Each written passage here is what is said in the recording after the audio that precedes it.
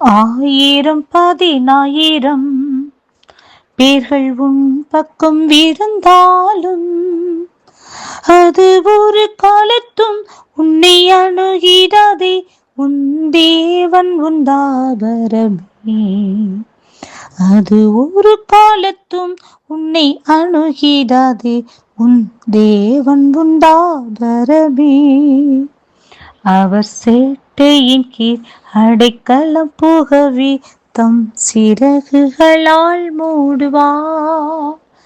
அவர் சேட்டையின் கீழ் அடைக்கலம் புகவி தம் சிறகுகளால் மூடுவார். உன்னதமானவரின் உயர் மறைவிலிருக்கிறவன் சர்வ வல்லவரின் நிழலில் தங்குவான், இது பரமசிலாக்கியமே.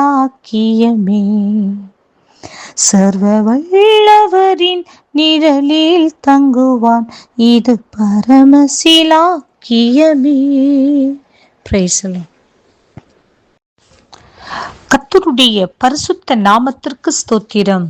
2 சாமுவேல் 18வது அதிகாரம் 3வது வசனம்.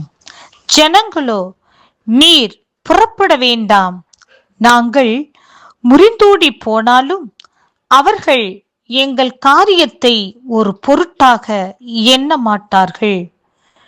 எங்களில் பாதி பேர் செத்து போனாலும் எங்கள் காரியத்தை பற்றி கவலைப்பட மாட்டார்கள். நீரோ எங்களில் 10,000 பேருக்கு சரி.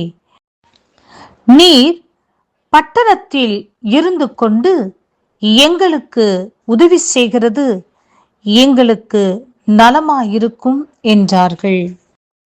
ஆம் பிரியமானவர்களே, தாவீதோடு இருந்த ஜனங்கள் இப்படி சொல்கிறதை நாம் பார்க்கின்றோம்.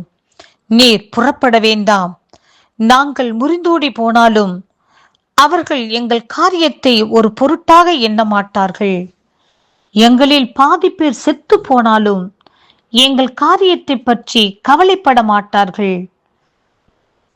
ஆம், நீரோ எங்களில் 10,000 பேருக்கு சமமாக இருக்கிறீர், 10,000 பேருக்கு உள்ள பலத்தை கொண்டு இருக்கிறீர் என்று சொல்லி அவர்கள் சொல்கிறதை நாம் பார்க்கின்றோம்.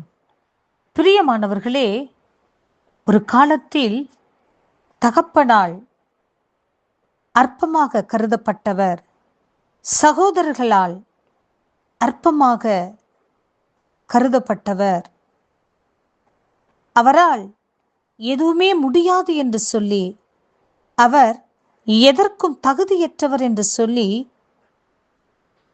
தாவீதை ஆடு மேய்க்க மாத்திரம்தான் அவர் தகுதி என்று சொல்லி ஆடு மேய்க்க அனுப்பப்பட்டவர். ஆம் பிரியமானவர்களே, இந்த அற்பமான தாவீதை கொண்டுதான் தேவன் கோலியாத்தை முறியடிக்கும்படியாய் விசேஷித்த அபிஷேகத்தை அவருக்குள் கர்த்தர் வைத்திருந்தார்.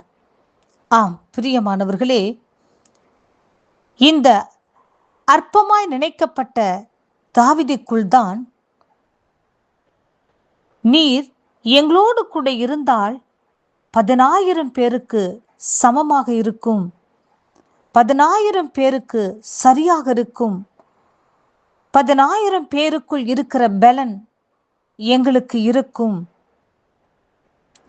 10,000 பேருக்கு இருக்கிற பலன் சத்துவம் உங்களிடத்தில் இருக்கிறது என்று சொல்லி சுற்றிருக்கிற ஜனங்களால் அவர் புகழப்படுகின்றார்.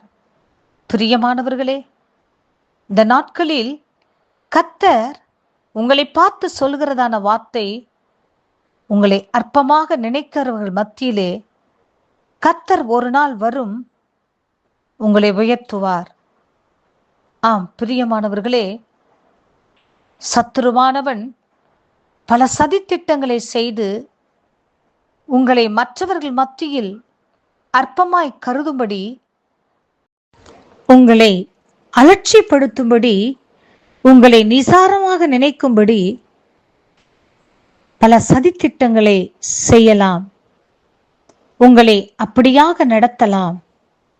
ஆனால் ஒரு நாள் வரும், தாவீதை சகலவற்றிற்கும் அதிகாரியாக கர்த்தர் உயர்த்தி, ராஜாவாக கர்த்தர் உயர்த்தி கனப்படுத்தினது போல ஒரு நாள் வரும், உங்களை உயர்த்தி ஆசீர்வதித்து கனப்படுத்துவேன் என்று சொல்லி வாக்கு கொடுக்கின்றார்.